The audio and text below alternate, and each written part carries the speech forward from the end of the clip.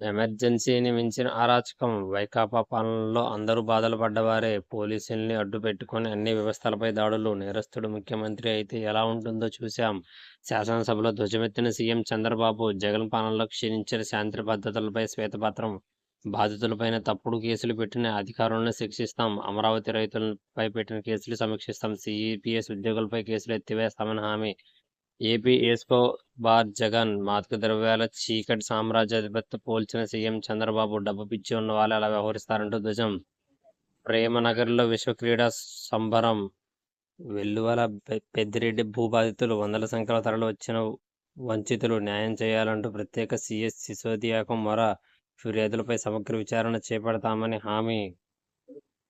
2026 మార్చి కల్లా పోలవరం. అప్పటికి తొలిదశ పూర్తి. భూసేకరణ పునరావాసంలో జాప్యత పనులు ఆలస్యం. గుత్తేదారును మార్చడం ప్రధాన కారణమే. లోక్సభలో కేంద్రం వెల్లడి.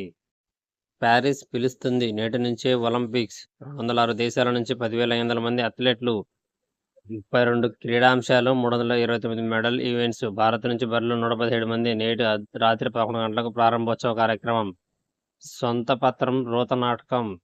నిస్సిగ్గుగా చంద్రబాబు నిరాధార ఆరోపణలు, వక్రీకరణలు. జగన్ క్యాంపు కార్యాలయం ఫర్నిచర్ ఫైళ్లను నెల రోజులుగా తొక్కిపట్టింది బాబే.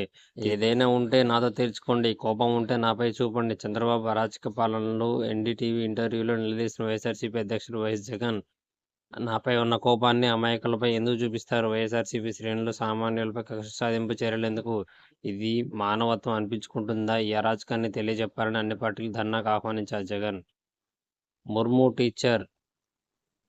టీడీఆర్ బాండ్ల స్కాముల్లో కారుమూరిని ఫిక్స్ చేద్దాం. శాసనసభలో కూటమి సభ్యుల ప్రతిపాదన. నివేదిక రాగానే తప్పకుండా చేద్దామన్న మంత్రి నారాయణ. వ్యక్తిగత ప్రతిష్టను దెబ్బతీస్తే ఊరుకోం మిథున్ రెడ్డి. పైశాచికానికి పరాకాష్ట. 5 ఏళ్లు ఎమర్జెన్సీని మించిన చీకటి రోజులు. శాంతి భద్రతలు మృగ్యం. సర్వత్రా అరాచక పర్వం. ఉమ్మడి ఏపీలో నాపై బాబ్లీ కేసు ఒకటే.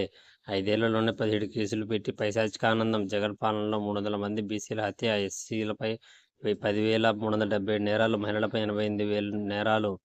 పోలవరం 3 ఏళ్లలో పూర్తి. బాబు సంకల్పం. ప్రత్యేక కేబినెట్ భేటీ. కట్టకపోగా జగన్ నాశనం చేశారు. దీంతో 30,000 కోట్ల నష్టం. తప్పుడు ప్రచారంతో వైసీపీ ఆరితేరింది. 36 హత్యలు జరిగాయంటూ ఢిల్లీలో యాగి. కొత్త డయాఫ్రమ్ వాల్. 990 కోట్లతో నిర్మాణానికి అనుమతి ఇవ్వండి. తొలిదశ పనులకు తక్షణమే 12,117 కోట్లు ఇవ్వండి. ఆర్థిక అగాధం. 11 లక్షల కోట్లకు పైగా అప్పులు. ఫైళ్ల దహనం కేసు సిఐడికి రాష్ట్ర ప్రభుత్వం నిర్ణయం. మదనపల్లిలో చీఫ్ ఐఎన్ఆర్ మకాం. 60 మందితో 6 బృందాల దర్యాప్తు. పోటెత్తిన భూ బాధితులు. భూ అక్రమాలపై సిసోడియాకు వందల మంది ఫిర్యాదు. జగన్ ఆర్థిక ఉగ్రవాది.